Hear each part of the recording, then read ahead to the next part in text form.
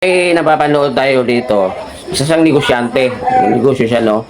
Ang sabi niya kasi, nasa negosyo daw, nasa pagninegosyo daw ang pag-aasinso ng mga natin.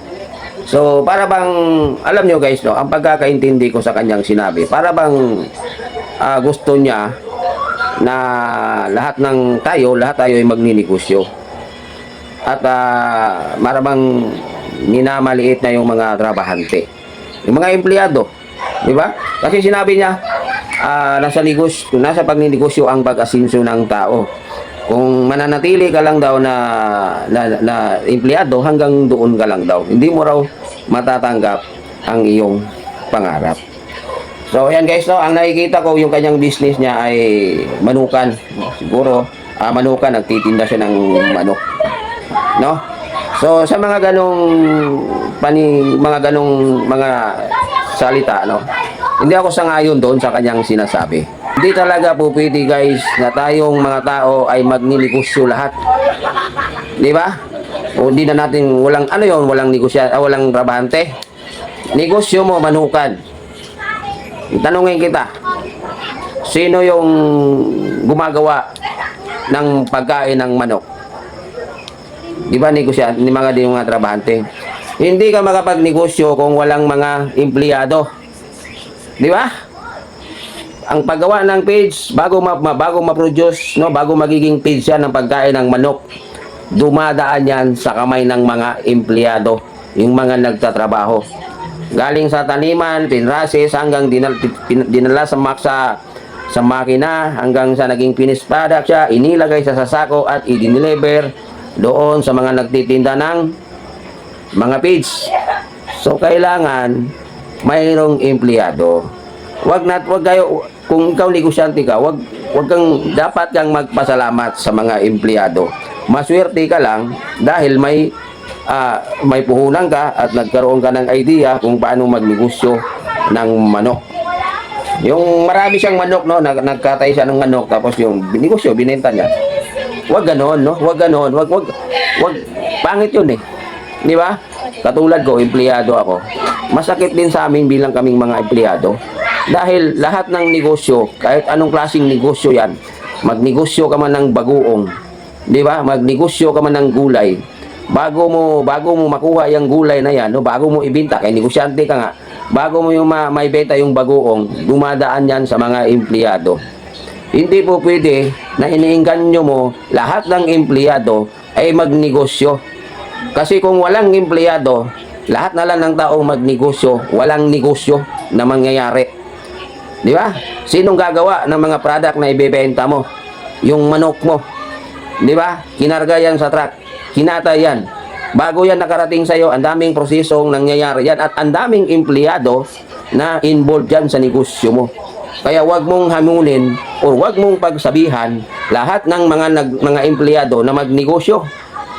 Di ba? Maswerte lang kayo dahil nagkaroon kayo ng negosyo. Di ba? Dapat magpasalamat kayo sa mga empleyado na katulad namin na nagtatrabaho. Katulad ko, driver ako ng truck. Minsan, ang dami kong i-deliver. Di ba? Hindi mabubuo ang negosyo mo kung walang empleyado. Di ba? Kaya magpasalamat na lang kayo. Kasi guys, kung iintindihin natin at laliman natin yung pag-unawa sa kanyang sinasabi, parang minamaliit tayong mga empleyado. Hindi po pwede na hamunin mo lahat ng mga empleyado magnegosyo. Halimbawa, may negosyo kang bakery. Bakery. Di ba? Kailangan mo ng harina. Kailangan mo ng mantika. At kailangan mo ng asukal. O, di ba? At kung ano-ano pa. Hindi mo makukuha yung asukal na yan, harina na yan, at mantika na yan, at kung ano-ano pa, kung walang involved dyan na empleyado. Kahit anong klaseng negosyo.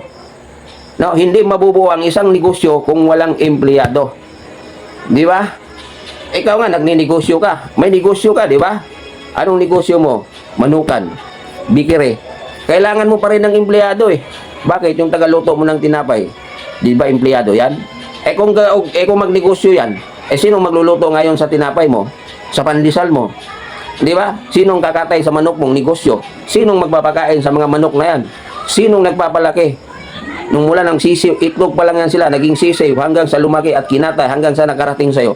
Sinong gumawa niyan? Di ba empleyado? Masyadong masakit ang iyong sinasabi, guys. Sasabihin mo, wala sa pagiging empleyado ang pag-asinso ng isang tao. Hindi po pwede yan. Kailangan diyan balance, di ba? Ikaw, kaya mo yung palaguin ng iyong negosyo na mag-isa ka lang? Ano sa tingin mo? Kaya mo? Huwag mong malaitin at huwag mong nilalait mo yung mga empleyado eh. Porket empleyado, pagsabihan mo ng ganyan. Porket empleyado lang ako, driver lang ako. Oh, nagdi-deliver ako ng asukal. Nagdi-deliver ako ng bigas. Yung bigas na kinakain mo. Oh, di ba? Wag kang pangit eh. Pinagmamalaki mo yung ganun. Na, oo, pasalamat ka na lang at hindi ka naging empleyado at ikaw ay nagiging negosyo. Magpasalamat ka sa mga empleyado. Di ba? Oh, Hollow Block. Nagpagawa ka ng bahay mo. Sa tingin mo, mabubuo ang bahay mo kung walang empleyado? Yung mga construction, mga empleyado yan, mga yan.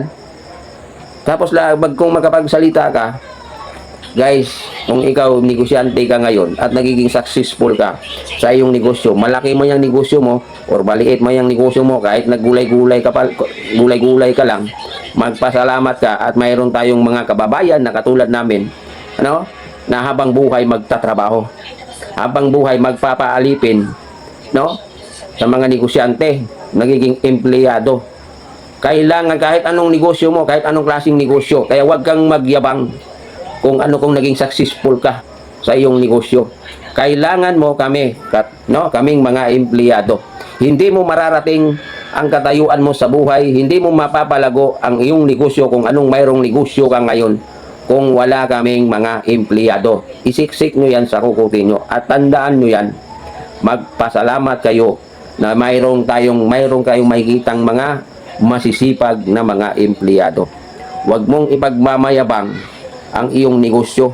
Dahil kung walang negosyo, kung walang empleyado, lugi ang negosyo mo. At hindi ka makapagnegosyo kung walang empleyado. Malinaw? Masyado mong minamaliit kaming mga empleyado lamang.